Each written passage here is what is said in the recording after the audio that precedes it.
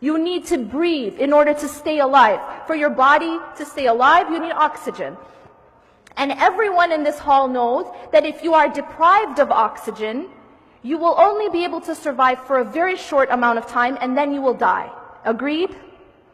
Now, the heart also needs oxygen. And it's interesting because the trees, what do they give us? They give us oxygen.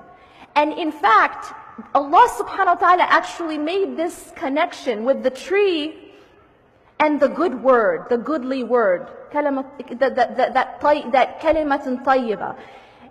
And that being iman and la ilaha illallah. And ultimately, the oxygen of the heart is dhikrullah. It's the remembrance of Allah subhanahu wa ta'ala. If we live our lives and we don't remember Allah, if we live our day, we go through our day and we aren't praying, it is exactly like a person who is being deprived of oxygen. And I don't need to tell you, we don't need an MD up here to tell you what's going to happen to that person. It's obvious. That person who is depriving themselves of oxygen is going to die. And this is the state of those people's hearts who are not praying, or who are abandoning salah, or who are, they're not praying on time, or they don't have a connection with the words of Allah, the book of Allah. Because what they've done is they've deprived their heart of the oxygen, which is the remembrance of Allah. The remembrance of Allah is the oxygen of the heart. And this is just a funny example. You never have a person say, I'm too busy to breathe. Right? You don't have anyone say, I'm in a really important meeting, so I'm going to breathe tonight. Or I'm not having a good day, so I'll leave breathing till tomorrow. Because I'm really down, I'm not in a good mood.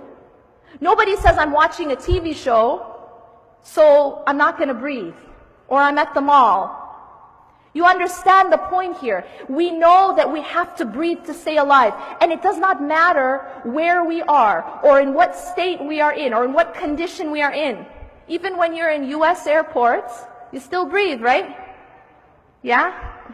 What happens when salah time comes and you're in an airport? Your salah is your oxygen. You cannot think of it as anything less. And if you do, that's why your heart ends up dying.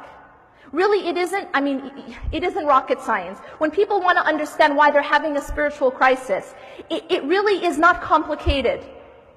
It always goes back to the salah, because the salah is the life of the heart.